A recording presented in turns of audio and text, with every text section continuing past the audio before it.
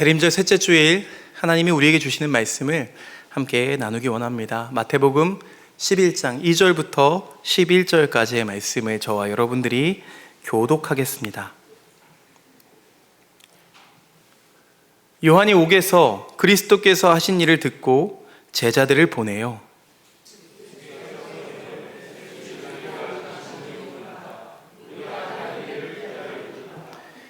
예수께서 대답하여 이르시되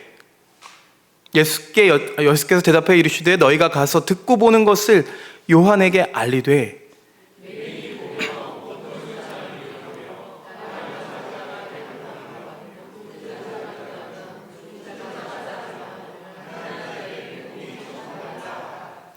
누구든지 나로 말미암아 실족하지 아니하는 자는 복이 있도다 하시니라.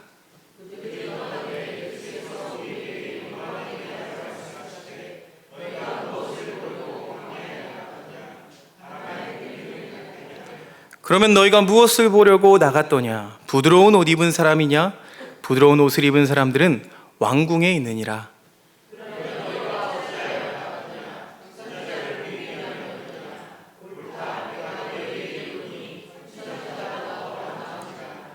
기록된 바 보라, 내가 내 사자를 내 앞에 보내노니 그가 내 길을 내 앞에 준비하리라 하신 것이 이 사람에 대한 말씀이니라.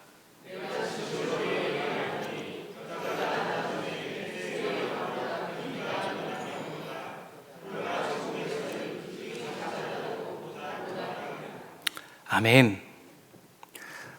곧 오실 주님의 평화가 여기 계신 우리 모두에게, 또 멀리 흩어져 함께 걷고 있는 모든 이들에게 함께 하시기를 간절히 빕니다. 대림절 세 번째 주일입니다.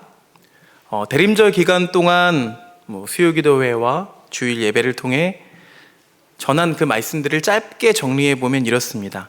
우리는 무언가를 기다리고 기대하는 일을 피할 수 없습니다. 의식적으로든 또 무의식적으로든 우리는 더 나은 삶, 또 더 좋은 관계, 더 살만한 세상이 오기를 기다립니다. 그렇다면 무엇을 어떻게 기다려야 하는지를 지난주까지 함께 나누었습니다. 자, 이제 얼마 후면 성탄절이죠. 우리는 오실 그리스도를 기다립니다. 다시 말하면 대림절은 우리 각자가 기다리고 기대하던 무엇을 향한 그 초점을 그리스도에게로 옮기는 시간입니다. 왜냐하면 그리스도는 몸소 하나님 나라를 땅에 실어 나르시는 존재이시기 때문이죠.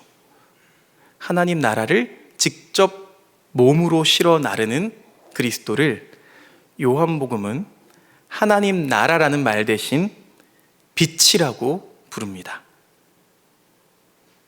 그리스도는 누군가를 뒤덮고 있는 앞이 보이지 않는 어둠을 드러내고 그 어둠을 밝히는 빛이십니다. 그리스도는 누군가를 둘러싼 희망 없음과 의미 없음, 곧 무의미와 절망에 대한 이의 제기입니다. 그리스도는 오늘날 자본주의와 신자유주의가 당연하다고 내미는 것들에 대한 반항입니다. 작은 삶들을 낭떠러지로 내모는 큰 것들에 대한 저항입니다.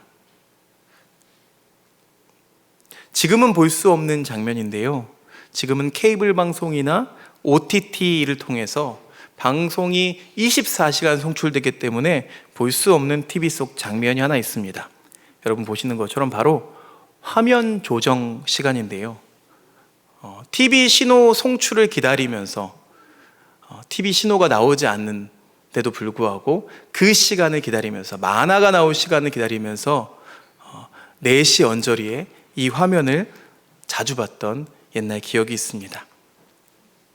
그러니까 대림절은 일종의 조정 시간입니다. 우리가 기대하고 기다리던 것이 무엇인지를 살펴보는 시간입니다. 우리가 바라던 것들이 다 이루어지면 혹시 또 다른 생지옥이 도래하지 않는지 물어보는 시간입니다. 내게 임한 하나님 나라가 누군가의 삶을 지옥으로 만든다면 그게 정말 괜찮은 기대인지 소망인지를 우리가 곰곰이 따져보는 시간입니다.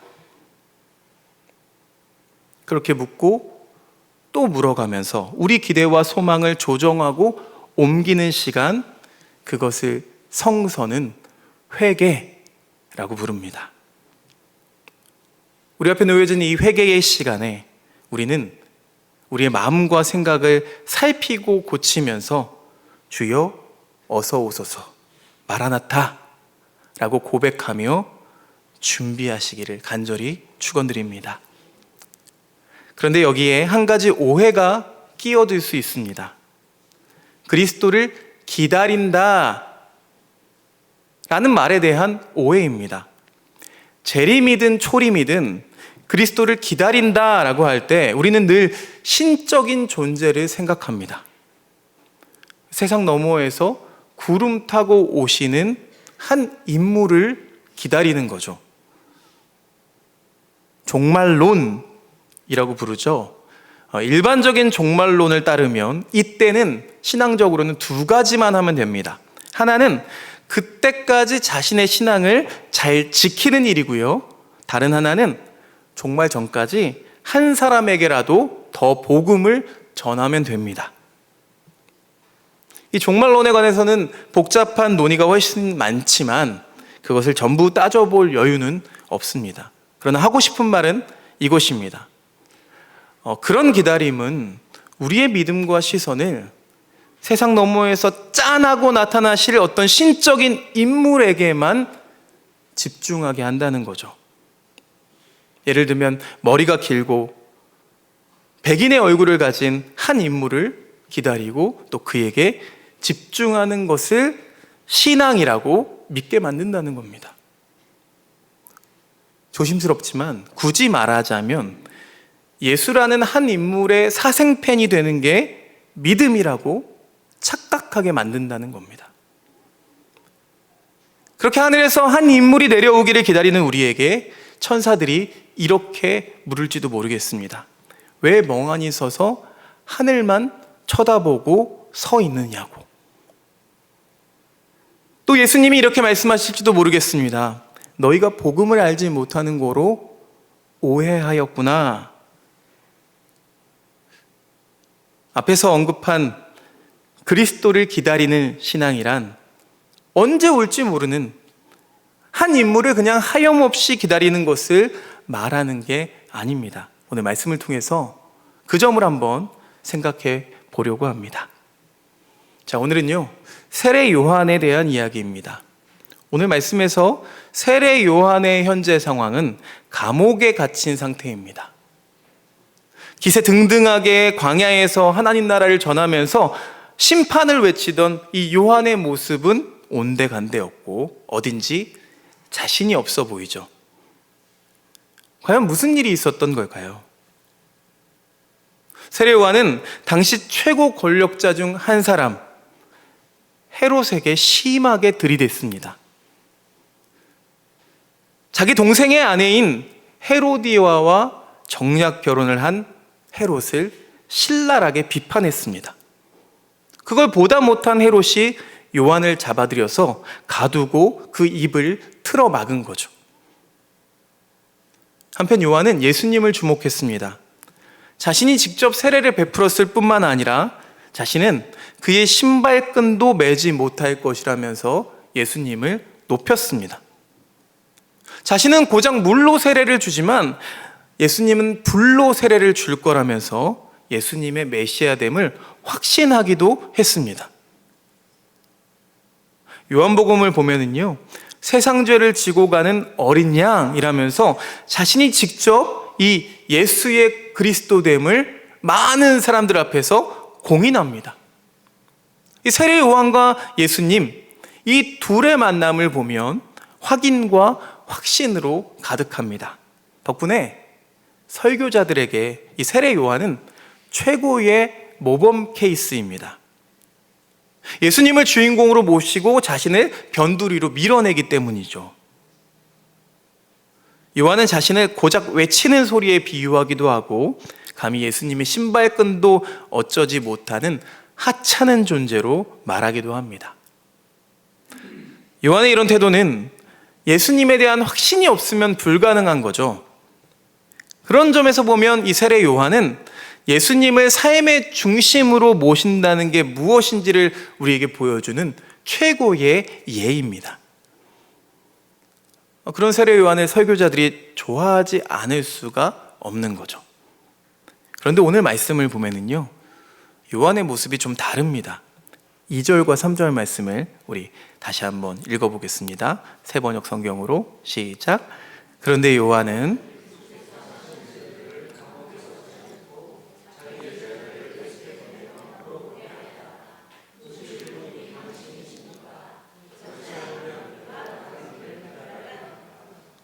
옥에 갇힌 요한이 제자들을 보내서 예수님의 정체를 다시 확인하게 합니다.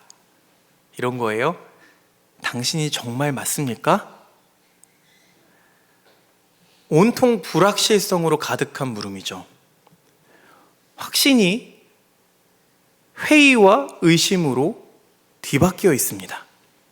앞에서 보았던 기세등등함은 온데간데 없습니다. 위풍당당하게 하나님의 나라를 선언했던 그 자신감은 도대체 어디로 숨은 걸까요? 신발끈과 불세례를 말했던 그 단호함은 어디로 사라져 버린 걸까요? 아니, 애당초에 요한은 도대체 뭐가 궁금했길래 제자들을 보내서 물었던 걸까요? 애석하게도 이미 그의 확신은 불신과 회의에 침범당했던 겁니다. 그렇다면 이제 우리는 이 세례 요한을 모범 케이스에서 탈락시켜야 하지 않을까요? 그에게 주었던 신뢰를 전부 거둬들이고 재평가해야 되지 않을까요? 그럼 대체 요한에게는 무슨 일이 일어났던 걸까요? 먼저는 감옥에 갇힌 현실 때문이었습니다. 하나님 나라를 열심히 전한 결과가 고작 감옥이라는 그 허탈한 현실이 그를 불신의 수렁에 빠뜨렸는지도 모릅니다. 언제 풀려날지 모르는 암담한 현실이 그를 더욱 비관적으로 만들었습니다. 어쩌면 이미 그는 자기 앞에 놓여 있는 죽음을 예측했을지도 모릅니다. 제 생각에 성경에서 가장 비참한 죽음을 당한 인물을 치자면 이 세례 요한이 세 손가락 안에 들어갑니다. 그러니까 목이 잘려서 쟁반에 올라간 그의 머리를 상상하는 것만으로도 아주 비참하죠. 더 안타까운 점은 예수님의 대답이 그가 기대하던 정답이 아니었기 때문에 더욱 그렇습니다. 적어도 성경 안에서는 확신으로 시작해서 의혹으로 끝나버린 그런 사람일지도 모르겠습니다. 예수님에게 세례를 베푼 이후 요한은 예수님의 행보를 주목했습니다. 왜냐하면 자기가 확신했고 또 공언했으니까요. 그런데 예수님의 행적을 보니까 자신의 생각과는 달랐던 겁니다. 요한이 예수님이 하나님이 약속한 메시아라고 믿었는데 자기 예상과는 달랐다는 거예요. 요한이 한 기대가 어떤 내용인지를 분명히 알 수는 없지만 적어도 자신의 기대와 인식 속에서 예수님은 미끄러져 나갔습니다. 그렇지 않다면 이렇게 불신에 찬 물음을 던졌을 리가 없습니다. 그러니까 자신의 죽음을 앞두고 확인하고 싶었던 건지도 모르겠어요. 그 대답만 제대로 들을 수 있다면 죽어도 여한이 없었을지도 모릅니다. 왜냐하면 자기 소명을 확인만 된다면 다 이룬 것이 되니까요. 그래서 물어보는 거예요. 과연 예수가 자신이 기다리던 메시아인지 아닌지를 좀 알려달라는 겁니다. 혹시 더 기다려야 할 리가 있진 않습니까? 확인 좀 해달라는 거죠. 그런 요한의 애처로운 물음에 예수님이 이렇게 대답하십니다. 4절 5절 말씀을 우리 같이 읽어보겠습니다. 시작. 예수께서 그들에게 대답하셨다.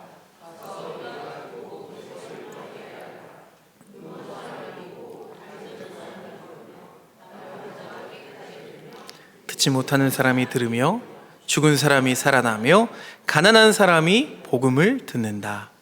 자, 이 4절 말씀부터 말씀의 초점이 요한으로부터 예수님에게로 옮겨집니다. 요한의 질문에 예수님은 직접적인 답을 해주시지 않으십니다. 그러면서 이사야서의 유명한 구절을 인용하시죠. 예수님은 자신의 어떤 소명을 드러내실 때마다 공히 인용하는 유명한 구절입니다. 복음서마다 이 구절을 인용하는 방식이 조금씩 다르기는 하지만, 자, 이 내용은 이사야서가 예언한 바로 그 메시아가 예수님이라는 것을 가리킨다라고 말합니다. 이사야서를 인용한 내용에 대해서는 오늘 깊게 나누진 않겠습니다. 오늘은 다른 부분에 좀 태클을 걸어보고 싶습니다. 흔히들 앞에서 인용한 이사야서의 구절이 예수님이 자신을 메시아라고 인정한 내용이라고 확언합니다. 그러니까 너희가 딱 보면 알지 않겠냐고, 이사야의 예언과 같지 않느냐고 돌려서 말씀하신 내용이라는 거죠. 정말 그런 걸까요? 예수님은 정말 그렇게 자신이 메시아라고 말씀하신 걸까요? 자기가 바로 그 인물이라고 말씀하고 있는 걸까요? 그렇다면 요한에게 왜 이제 더 이상 기다릴 필요가 없다라고 답하시지 않으신 걸까요? 내가 바로 그 사람이다 라고 딱 잘라서 말씀하시지 않은 걸까요? 예수님은 왜 이렇게 자꾸 분명하게 말씀하시지 않을까요? 다시 4절과 5절 말씀을 한 번 더 읽어볼까요? 자, 읽어보겠습니다. 시작. 예수께서 그들에게 대답하셨다. 가서 너희가 듣고 본 것을 요한에게 알려라. 나병 환자가 깨끗하게 되며 듣지 못하는 사람이 들으며 죽은 사람이 살아나며 가난한 사람이 복음을 듣는다. 여러분, 이 말씀을 보면서 저는 이렇게 한번 생각해 보겠습니다. 메시아는 인물이 아니라 사건이라고 말이죠. 하나님 나라가 특정한 어떤 장소가 아니라, 에덴이 특별한 장소가 아니라 이 땅에 도래한 다스림인 것처럼 말이죠. 여러분, 메시아 역시 특정한 인물이 아니라 우리가 사건으로 볼 수 있지 않을까요? 우리가 보아야 하고 들어야 할 어떤 사건 말입니다. 예수님은 이 말씀을 통해서 우리가 어떤 특정 인물에 집착하기 하는 모습을 원치 않으셨던 건 아닐까요? 그냥 신적인 인물에만 우리의 믿음과 신앙이 갇혀버리지 않기를 바라셨던 게 아닐까요? 우리가 특정 인물인 메시아에게 집중하고 하늘에만 눈이 팔려서 이 땅에서 보고 들어야 할 무언가를 놓치지 않기를 우리에게 바라신 게 아닐까요? 어쩌면 세례 요한은 이 메시아 인물론에 여전히 갇혀있던 게 아닐까요? 그인지 그가 아닌지에 대해서 말입니다. 어찌 보면 지금까지 우리는 이런 인물론이라는 감옥에 갇혀 있었던 건 아닐까요? 사랑하는 여러분, 예수님은 사건을 말씀하십니다. 눈을 뜨고 걸으며 병이 낫고 이 살아나는 사건에 메시아가 있다고 말합니다. 그 사건을 보라고 우리에게 말씀하십니다. 사랑하는 여러분, 우리는 보아야 하고 또 들어야 합니다. 철탑과 톨게이트 위에서 불법을 행하면서까지도 자신을 불쌍히 여겨달라고 외치는 이들이 땅에 내려오는 그 사건을,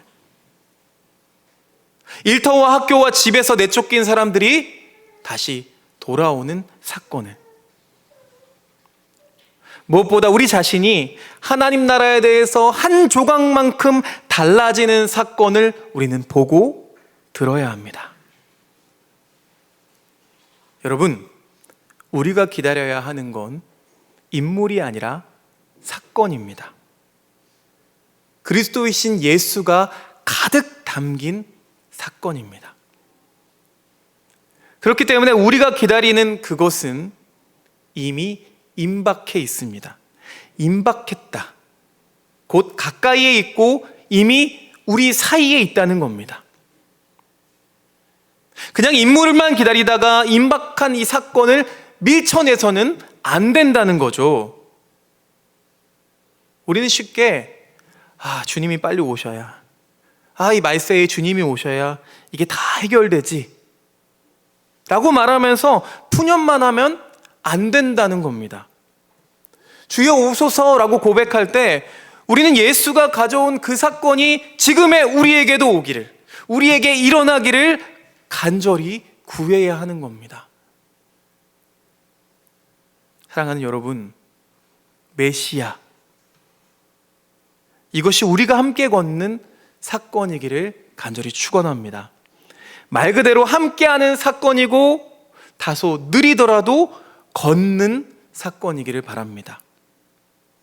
교회, 에클레시아라는 말은요, 그리스도를 따르기로 작정한 사람들의 모임이라는 사건입니다.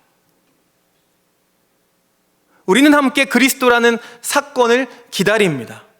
기다리는 동안 교회는 늘 일어나야 하는 사건입니다. 대림절 셋째 주일, 우리 모두가 기다리는 사건이 되기를 소망합니다.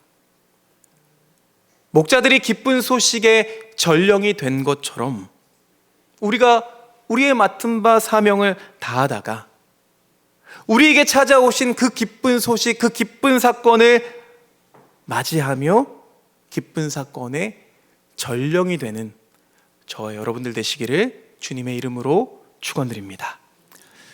거룩하신 아버지 하나님, 감사합니다. 왕이신 예수 그리스도가 가장 낮은 자의 모습으로, 가장 연약한 아기의 모습으로 이 땅에 오신 것은 우리에게 시사하고 깨닫게 하는 바가 너무나 큽니다. 또한 강력한 인물이, 신적인 인물이 나타나서 우리 모두를 구원해 줄 거라는 인물론이라는 감옥에 갇혀 있는 우리들을 다시 꺼내 주셔서 지금 이곳 우리 가운데서 함께하고 계시는 예수 사건, 그 그리스도 사건이 보이게 하여 주시옵소서. 그 사건에 동참하게 하여 주시옵소서. 그 사건을 알리는 전령이 되게 하여 주시옵소서. 예수 그리스도의 이름으로 기도드리옵나이다. 아멘.